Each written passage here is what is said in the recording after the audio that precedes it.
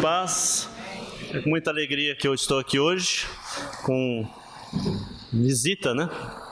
É bom de vez em quando a gente ser visita. Então, convido os irmãos que sejam visita também lá em Brasília. Alguns já estiveram lá, viram que nós nem mordemos, né? Não só de bandidos e políticos vive Brasília, nós também temos pessoas decentes lá, graças a Deus. Bem, eu quero mandar aqui a todos os irmãos um grande abraço dos irmãos lá de Brasília. É muito bom estarmos juntos aqui. E é muito bom sabermos que temos irmãos em todos os lugares desse país, né? Todo lugar do Brasil tem aqui Igreja de Cristo, graças a Deus. Quero começar com uma oração. Convido os irmãos que baixemos nossa cabeça e oremos ao Senhor. Amado Deus, bondoso Pai, que o Senhor, Deus, seja louvado, edificado, engrandecido em nosso meio.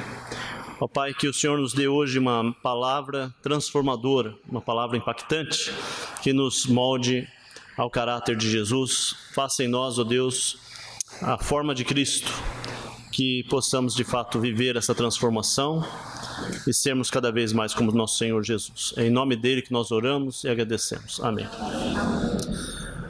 Bom, irmãos, você que está aqui hoje, muito bom você estar aqui. Você tomou várias decisões no dia de hoje. No início de ano nós tomamos várias decisões. Hoje mesmo você decidiu vir ao culto ou não vir ao culto. Eu suponho que você decidiu vir ao culto, porque você está aqui, né? Você decidiu vir mais cedo para a aula ou só para o culto? Deu aquela preguicinha de sair da cama? Você decidiu.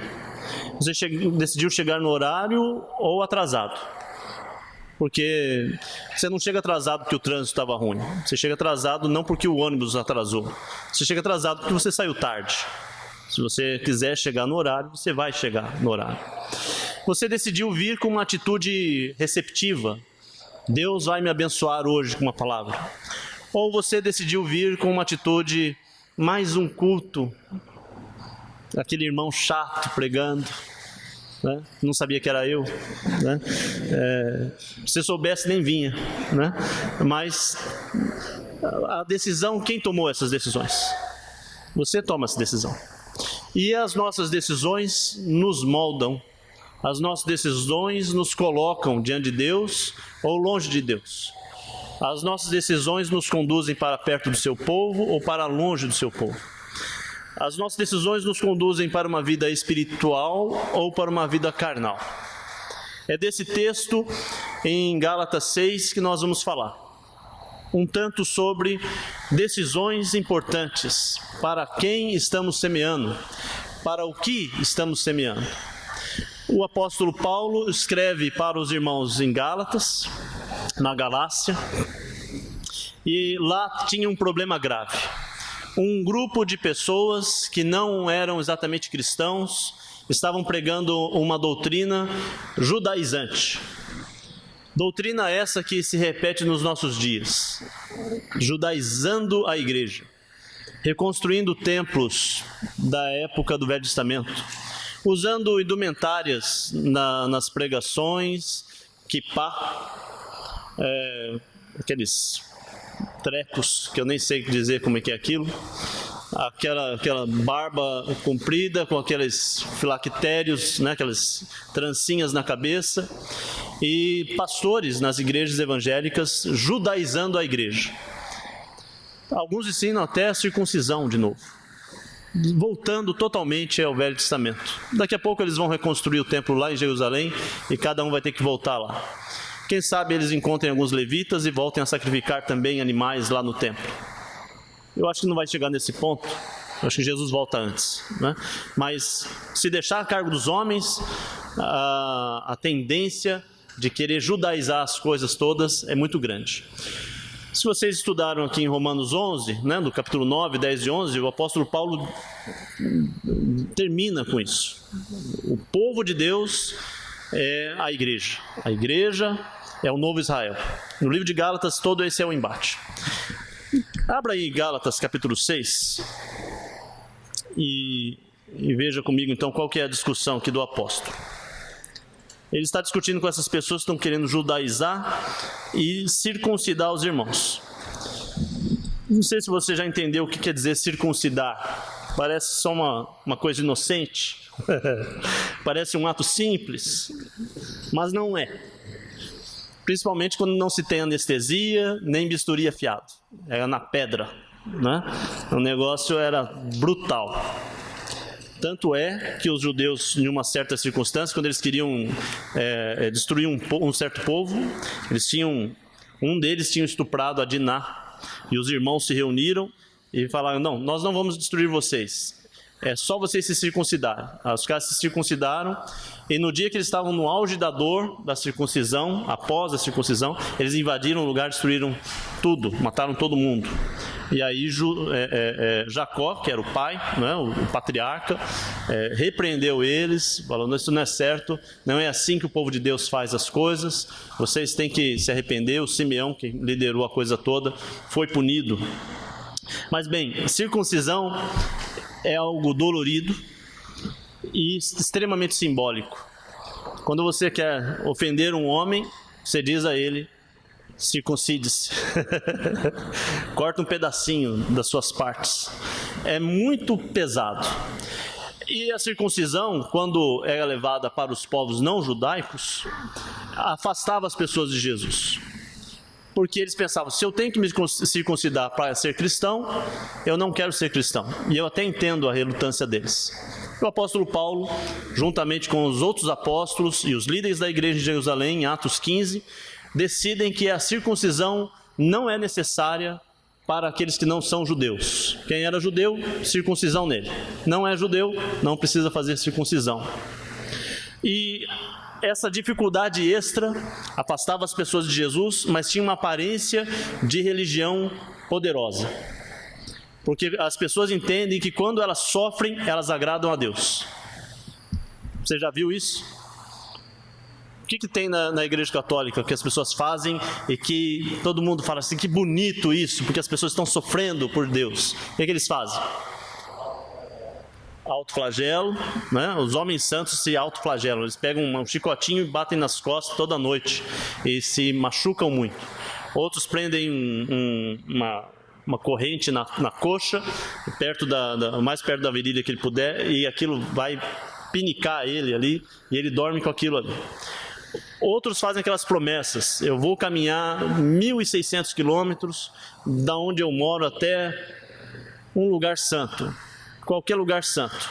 E isso chama-se peregrinação. As pessoas fazem aquelas peregrinações imensas. Lá, o caminho de Tiago de Compostela, na Espanha, é um lugar muito frequentado, muita gente faz aquilo.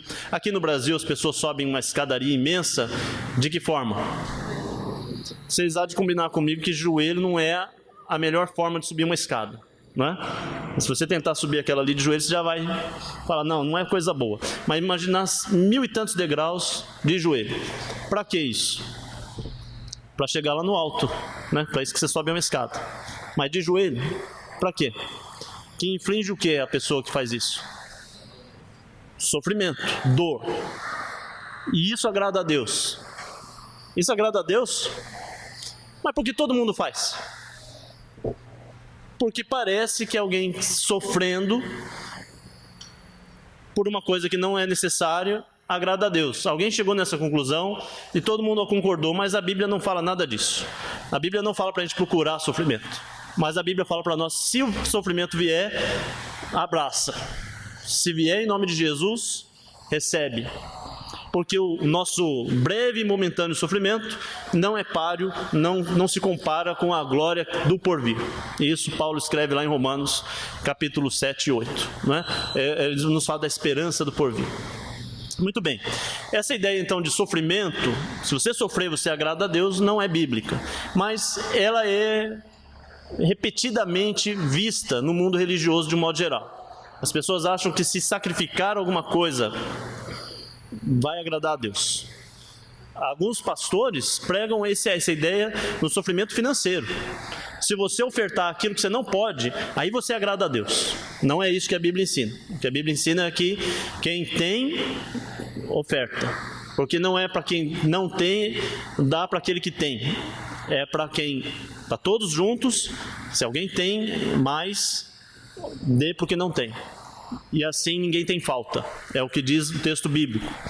Bom, vamos voltar ao assunto.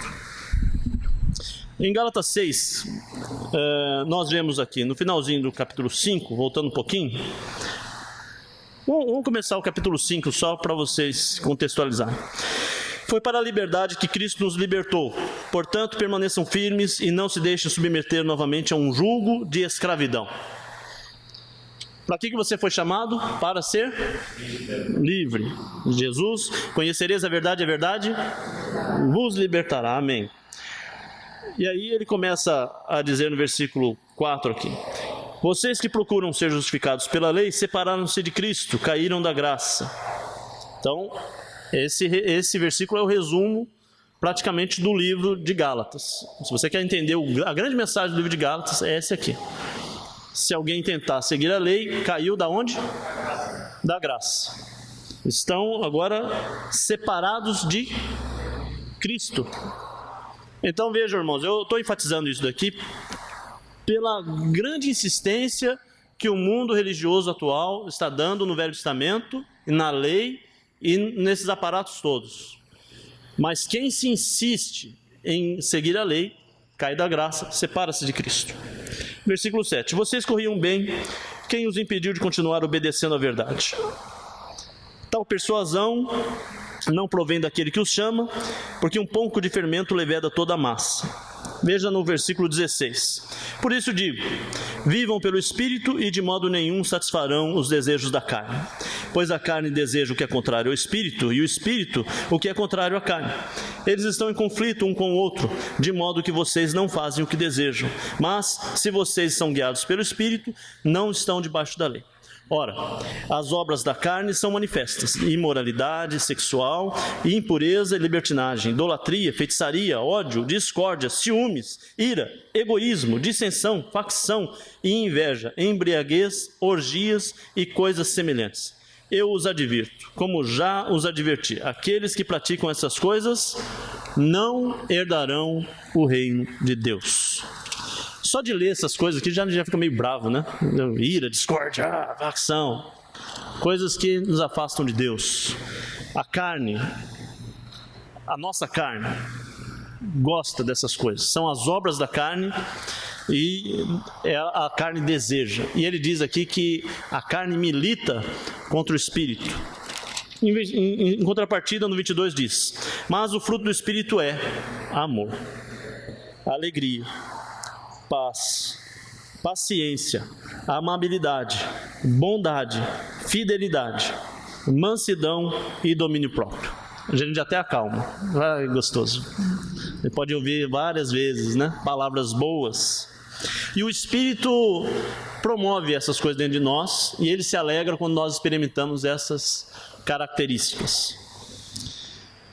Os que pertencem a Cristo crucificaram a carne, com as suas paixões e os seus desejos.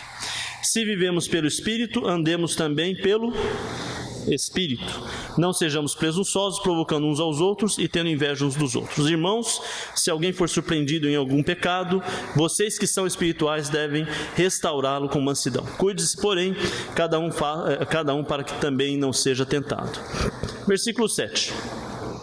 Não se deixe enganar, de Deus não se zomba, pois o que o homem semear, isso também colherá. Quem semeia para a sua carne, da carne colherá destruição, mas quem semeia para o Espírito, do Espírito colherá a vida eterna. E não nos cansemos de fazer o bem, pois no seu próprio tempo colheremos, se não desanimarmos. Portanto, enquanto temos oportunidades, façamos o bem a todos, especialmente aos da família da fé. Vejam com que grandes letras estou escrevendo de próprio punho. Os que desejam causar boa impressão exteriormente, tentando obrigá-los a circuncidarem, agem desse modo apenas para não serem perseguidos por causa da cruz de Cristo. Nem mesmo os que são circuncidados cumprem a lei. Querem, no entanto, que vocês sejam circuncidados a fim de se gloriarem no corpo de vocês. Quanto a mim, que eu jamais me glorie, a não ser na cruz de nosso Senhor Jesus, por meio da qual o mundo foi crucificado para mim e eu para o mundo. De nada vale ser circuncidado ou não, o que importa é ser uma nova criação. Paz e misericórdia estejam sobre todos os que andam conforme esta regra, e também sobre todo Israel. Irmãos, eu li esse texto todo e fiz essa contextualização para vocês entenderem qual é o ponto em que o apóstolo Paulo escreve essa frase em versículo 14. Eu vou ler de novo. Quanto a mim, que eu jamais me glorie a não ser na cruz de nosso Senhor Jesus Cristo, por meio da qual o mundo foi crucificado para mim e eu para o mundo. Eu fico impressionado com essa frase. Um irmão chamado Martin Lloyd Jones, um dos grandes pregadores do século XX, ele escreveu um livro inteiro sobre a maravilhosa cruz de Cristo. É o nome do livro. E é esse versículo que embasa todo o livro. A maravilhosa cruz de Cristo. Eu coloquei essa imagem de uma cruz e você vê ali um homem caindo de uma cachoeira, né? E ele se agarra na cruz, e a cruz é a única saída para ele, é através da cruz que ele será salvo. Agora, a cruz, essa imagem da cruz, ela é muito recorrente. Na história da nossa arte, os homens registraram a cruz de Cristo de muitas formas. Pode dizer o que é para apagar a luz? Apaga aí. Isso, pronto. Melhorou? Esse vai ser bem escuro. Várias dessas imagens aqui, se você não pode ver, eu estou vendo, o que importa é isso, né? Aí você me pede depois, eu te mando aí no celular, mando para o Ailton, ele manda no grupo. São imagens interessantes, mas estão na internet. Você coloca lá a cruz de Cristo e vem no Wikipedia uma série de imagens de arte, e os maiores artistas de todos os tempos, eles de algum momento são convocados ao grande desafio de representar a cruz. E essa é uma imagem maravilhosa, que, com muita iluminação. Para vocês é lógico, parece escuro, mas eu consigo ver tudo. A ideia do contraste, da escuridão e no meio a cruz. Na imagem ao vivo dá para perceber esse trabalho do artista com a luz, a cruz sendo algo que ilumina. Aqui outras imagens da cruz. Essa aqui à esquerda é muito interessante o trabalho, que ele representa a cruz do ponto de vista de Jesus na cruz, olhando os outros. Depois ele representa do ponto de vista dos outros, vendo Jesus na cruz. E ele vai fazendo aí um trabalho de pontos de vista. Um artista muito capacitado. E ele dedicou muitos anos da vida dele produzindo matérias ou obras sobre a cruz. Por que a cruz traz esse grande poder atrativo?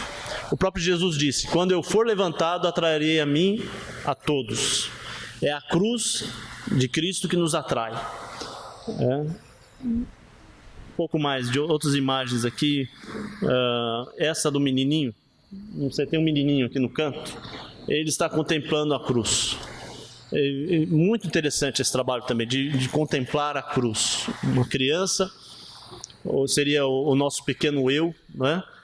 Olhando a cruz, contemplando, tentando imaginar qual é a beleza, porque a cruz é um momento feio. Alguém aqui já teve a oportunidade de assistir o filme do Mel Gibson, A Paixão de Cristo? Eu assisti lá em Bauru, lá na casa do Caio. Teve um encontro de jovens lá, e o Caio tinha uma televisão imensa na época dessas de tubo. Eu nunca tinha visto televisão tão grande daquela, né? Na época, uma televisão de 50 polegadas, provavelmente. Por uma televisão de tubo é imensa. E aí os jovens lá se reuniram e choramos todos juntos, né? Mas falam: assistimos o filme? Não, choramos. Era um pranto coletivo. É um filme muito impactante, é muito feio. Tem imagens assim extremamente pesadas, mas imagens que todos que assistiram aquele filme tiveram algum impacto. Eles não saem igual. A pessoa assiste aquilo ali, e eu convido você, se você já assistiu há muitos anos atrás, como eu, assista de novo e deixe que aquele filme... Quando eu assisti, eu pensei: puxa, tem tanta coisa que Jesus ensinou que seria melhor mostrar, mas é impressionante como o poder de Jesus na cruz, a sua crucificação tem um poder, tem uma graça extremada. Esse daqui é o que eu falei, né? Esse é a direita aqui, que é a minha direita, que é o ponto de vista de outra pessoa da cruz, olhando. E a esquerda aqui, minha esquerda, é um outro ponto de vista, é o mesmo artista que fez o retrato várias vezes. Eu tenho vários aqui, eu não vou comentar sobre todos, mas são imagens de grandes artistas, o Salvador Dalí,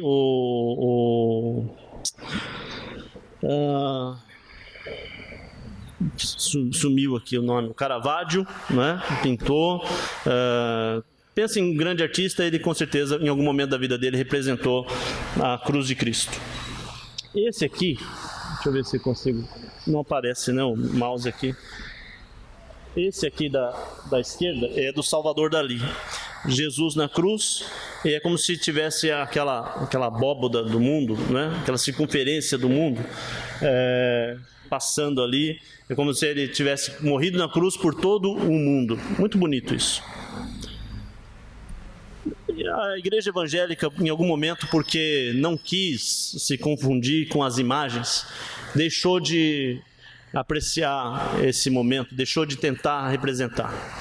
Eu convido sempre que cada um faça a sua própria representação na sua mente. A cruz, Jesus lá na cruz. Você deve ter uma imagem na sua cabeça que te lembra isso. E eu quero agora, passando essas imagens, falar um pouco sobre o texto que nós lemos. Muito bem. Qual que é a maior tentação para o povo evangélico, para o povo cristão? Ostentação. Essa palavra está em voga, né? Os MCs da vida gostam de ostentar, né? Eles compram aqueles colarzões de ouro ou coisa parecida e ostentam. O cara aluga um Camaro amarelo e sai pelo bairro para ostentar, né? O cara quer namorar com uma menina novinha, bonita, para quê? Para ostentar. Quer ir numa igreja grande e chique e bonita e dizer para todo mundo: eu faço parte daquela igreja que é bonitona, e lá ele ostenta. O outro vai numa igreja que fala: não, lá a igreja que eu vou é a igreja de poder, lá tem milagre, toda vez. Tem uma placa lá em Brasília que eu tirei foto, até que eu achei tão interessante, que é assim: segunda-feira, tarde dos milagres da cura. Quarta-feira, noite da libertação. Sexta-feira, coisa do emprego, né? Finanças. Então eles são organizados e eles inclusive conseguiram doutrinar o Espírito Santo para que ele realize aquele tipo de cura naquele dia, né? Tudo já organizado já. Se você tem dor na perna, não adianta ir na sexta, só se estiver desempregado. Tem que ir no culto certo. E as pessoas ostentam aqui. A igreja que eu vou é a igreja que faz essas coisas. A sua igreja faz? Ah, não. Ah, que pena. Você faz parte de uma igreja que só lê a Bíblia e cultua a Deus e adora a Deus. A igreja que eu vou tem uma orquestra. A outra fala: não, mas a minha igreja tem um prédio na principal avenida. Então há uma competição entre igrejas e uma ostentação, como o Ailton falou aqui, um certo desafio aos Davis, né? Que nós queremos crer que somos nós, né? Nós queremos aceitar. Agora, Jesus confrontou essa ideia da ostentação religiosa quando ele fala com os fariseus. Ai de vocês, mestres da lei, fariseus, hipócritas, vocês são como sepulcros caiados, bonitos por fora, mas por dentro estão cheios de ossos e de todo tipo de imundície. Isso é Mateus 23, 27. E até eu peguei essa imagem aqui, aí dessa dá para ver bem, né? O que adianta o mundo te ver assim? Uma maçã bonita, né? Brilhosa, mas se abrir, tá podre. Eu comprei várias dessas aí esses dias. Uma tristeza. Você dá aquela mordida suculenta, só que não, né? Isso é o que as igrejas querem se apresentar, e apresentar um culto maravilhoso a Deus, achando que aquilo vai sair como um incenso cheiroso a Deus. Mas Jesus está dizendo: isso é cheiro de morte, isso é cheiro de carniça. Você já sentiu cheiro de carniça? Às vezes a gente está passando com o carro em algum lugar assim e sobe aquele cheiro de carniça. Aí você vê uns urubuzinhos voando. Quem gosta de carniça é urubu, né? Deus gosta da adoração correta, de corações puros. Deus quer vidas transformadas.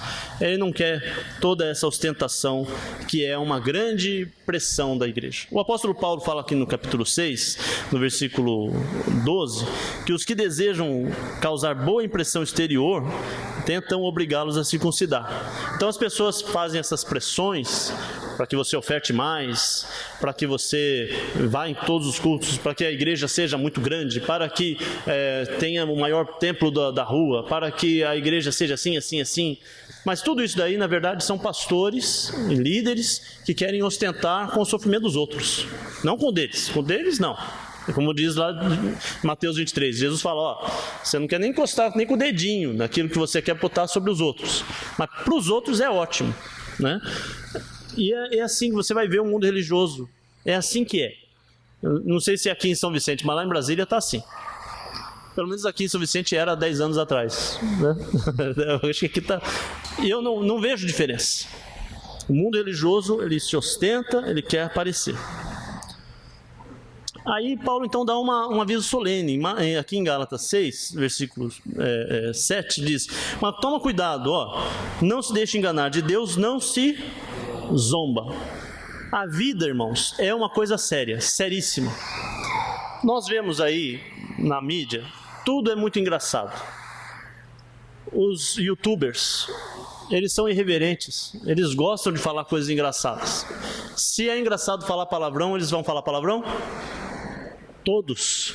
Palavrões que você nunca imaginou que existisse. Eles inventam palavrões. Eles maximizam.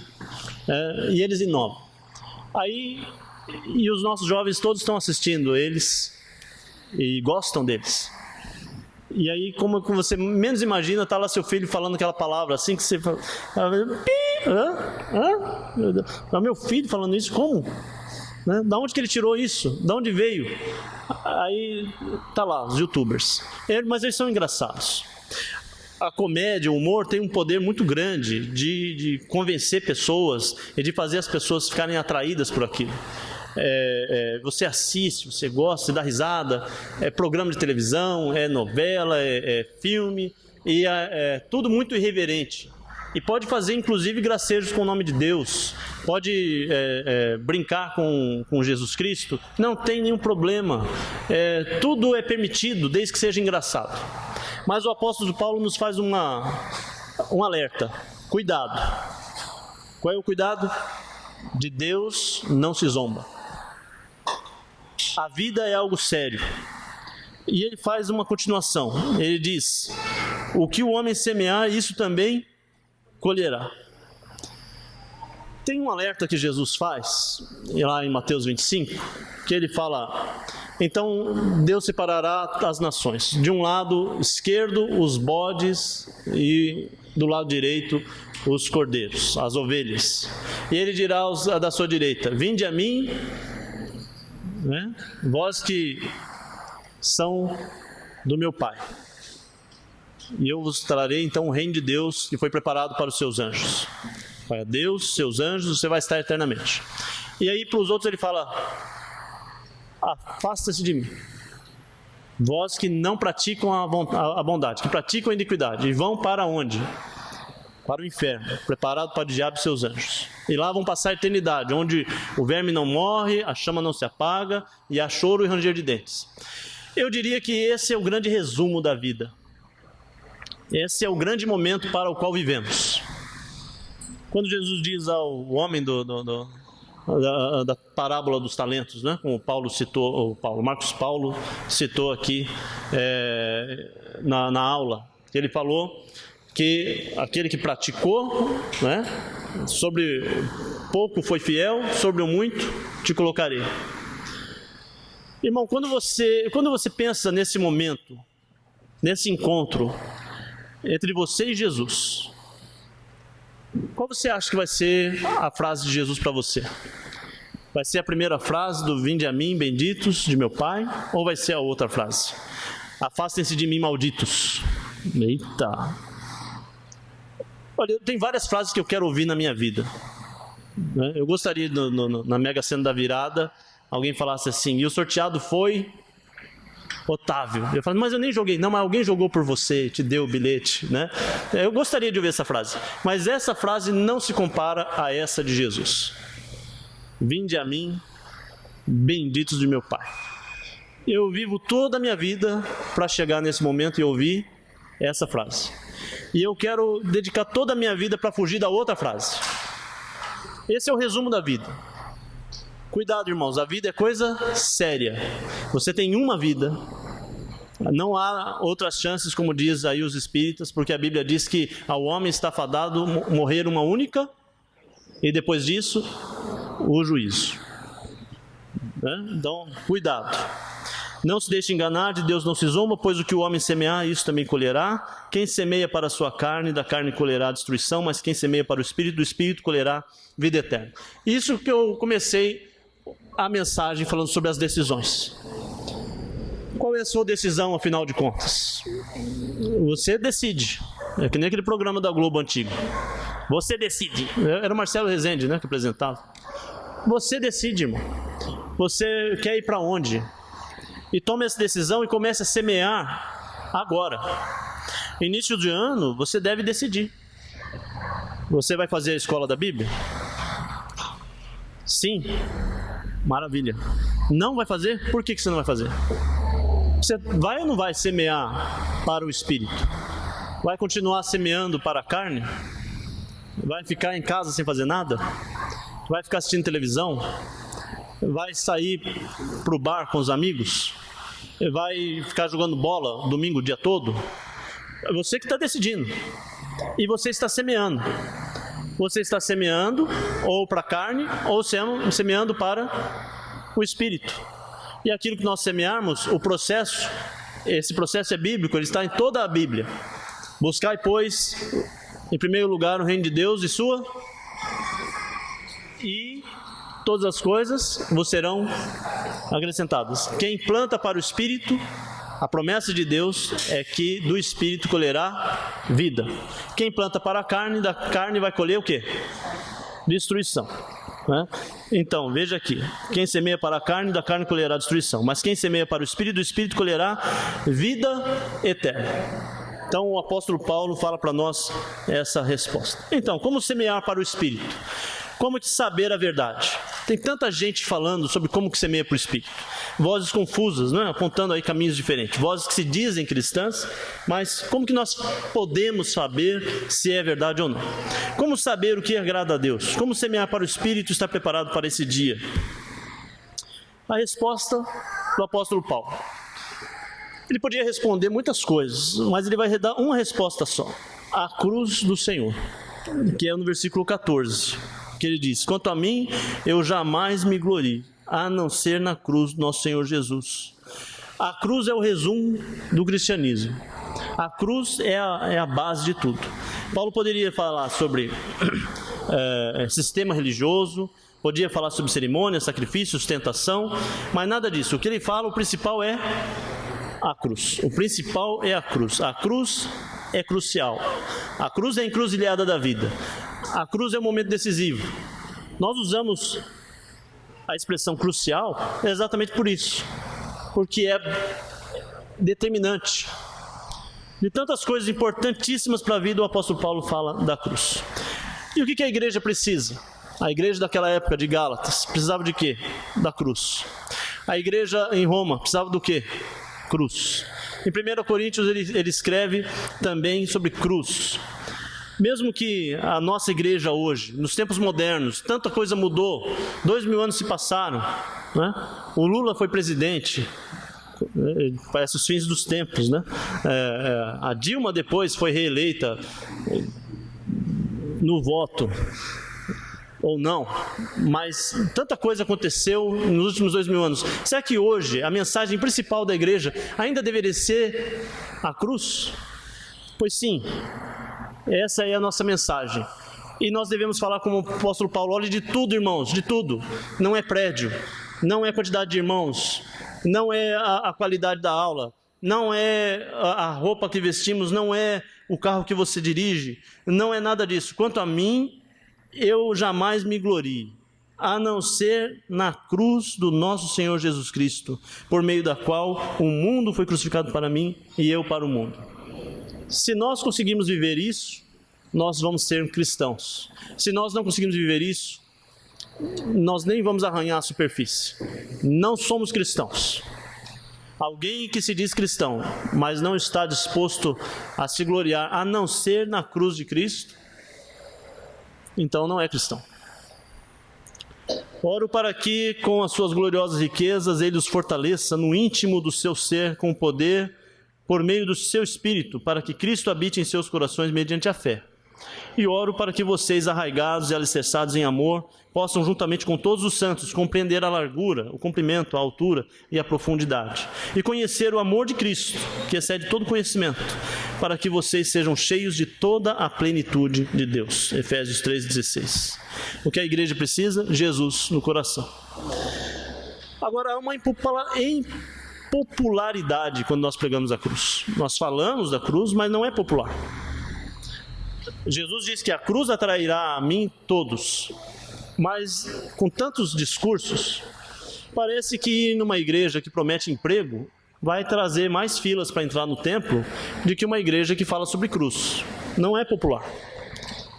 Falar sobre morte, você tem que morrer, você tem que negar a si mesmo, você tem que desistir até mesmo dos seus desejos. Isso não é popular. Popular é dizer para as pessoas: sonhe, tenha sonhos, seus desejos, realize seus desejos. Quer ter 2 esposas? Não tem problema, pode ter. Quer ter o carro do ano, mas tem que roubar, tem que aceitar suborno? Não tem problema, pode aceitar. Então, tudo pode, desde que você realize seus sonhos. Essa é a pregação do mundo, e que muitas igrejas estão abraçando. A pregação de Jesus é negar a si mesmo. A pregação da cruz, ela envolve perseguição, ela envolve escândalo. Há um escândalo, uma ofensa. Por isso que nós não gostamos muito de olhar para a cruz, mas precisamos. E nós tentamos achar substitutos para a cruz, né? O ensino moral de Jesus, como ele salva os nossos casamentos. Olha, você pode morrer bem casado e ir para o inferno. Não deu? Não é o importante. O importante é Jesus. Mas fala, mas Jesus não fala sobre bom casamento? Claro, mas não é o substituto para a cruz. O casamento é uma bandeira importante da igreja. Falar sobre a questão homossexual é importante. Vamos discutir sobre isso daí, que a igreja fale sobre isso, mas isso não pode ser a bandeira da igreja. Eu fui em uma das reuniões lá do parlamento, lá do Frente Parlamentar Evangélica. Foi um dos dias mais esquisitos que eu vivi. Fiquei 2 horas lá dentro. Os caras falaram sobre homossexuais e aborto. Aborto e homossexuais. E aí eles revezavam a ordem. Mas 2 horas e tal lá falando sobre isso. E eu pensei, essas pessoas são cristãs? Eles só falam sobre isso. Política, o quanto o fulano era maravilhoso, o quanto que o ciclano que convidou ele também era bom, e aborto e homossexualismo. Mas e Jesus? E as outras coisas? E tudo que a igreja tem que fazer para ser igreja? Isso aí é besteira. Vamos falar sobre homossexualismo e aborto, que é o que dá ibope. Então as pessoas vão procurar substitutos para o discurso da cruz. Falando sobre o exemplo de Jesus, a sabedoria, até mesmo falando sobre o poder miraculoso de Jesus. Você vai, ou se você ligar a rádio, se ligar a televisão, você vai ouvir pessoas falando sobre curas, sobre milagres, sobre fulano que curou ciclano, a pessoa que estava com dor de estômago e que não está mais, e aqueles testemunhos e profecia, e que vi fulano e você tem uma vitória, tem promessa na sua vida. E gente, você não vai escutar uma palavra sobre tomar a sua cruz, negar a si mesmo e seguir Jesus. Nada. Isso passa direto. Pois decidi nada saber entre vocês a não ser uma coisa: Jesus Cristo e este crucificado. Por que a cruz, então, é tão importante? Por que nós devemos nos gloriar na cruz? Porque a cruz nos salva. Por que é tão valioso contemplar a cruz? Porque tem salvação na cruz. No que mais tem salvação? Não tem mais nada. Quando Pedro disse para Jesus: Senhor, para onde iremos? Só tu tens as palavras da vida. É só a cruz que nos salva. A morte de Jesus não foi acidental, não é uma tragédia. Nós podemos olhar para a cruz, não temos que ficar explicando para as pessoas. Ele disse: está escrito que o Cristo haveria de sofrer e ressuscitar dos mortos no terceiro dia, e que em seu nome seria pregado o arrependimento para o perdão dos pecados a todas as nações, começando por Jerusalém. A cruz, irmãos, nos salva. Jesus afirmou: portanto, meus irmãos, quero que saibam que mediante Jesus é proclamado o perdão dos pecados por meio dele. Todo aquele que crê é justificado de todas as coisas das quais não podiam ser justificados pela lei de Moisés. Não tem nada que te justifique. Se você chegar no último dia e falar: mas eu fui em todos os cultos da igreja. Não, não é isso. Eu ajudei os pobres. Não é isso. Eu fui casado com uma mulher fiel a vida inteira. Não é isso. Eu fiz tudo o que me falaram para fazer. Eu participei de todas as correntes de oração. Não é isso. É aceitar Jesus Cristo crucificado. É crer que Ele morreu e que ao terceiro dia Ele ressuscitou dos mortos. E que Ele morreu para te purificar dos seus pecados. Se você aceita isso, isso é a salvação. Como que a cruz nos salva? Porque quem está na cruz é a pergunta. O Filho de Deus. Simão respondeu: tu és o Cristo, Filho de Deus. Respondeu Jesus: feliz és tu, Simão, filho de Jonas, porque isto não lhe foi revelado por carne ou sangue, mas pelo meu Pai que está nos céus. Como o Filho do Homem, que não veio para ser servido, mas para servir e dar a sua vida em resgate de muitos. O que nos salva é porque quem está na cruz não é um homem qualquer. Muitas pessoas foram crucificadas no Império Romano. Milhares, talvez milhões. No dia de Jesus tinha mais 2 caras crucificados, mas ninguém, a um ainda se imagina o nome dele. Se eu não me engano era... esqueci agora. Você vê como ele não é importante. Ele não lembra o nome dele. O outro não se sabe o nome. Não é porque alguém morre na cruz que se passa a ser santo, mas é porque quem está na cruz é Jesus, o Filho de Deus. O próprio Deus se encarna e se faz homem e se humilha até o fato de morrer na cruz por nós. Você crê nisso? Essa é a essência do cristianismo. Como que Jesus foi parar na cruz? Não foi acidente, foi como presciência de Deus.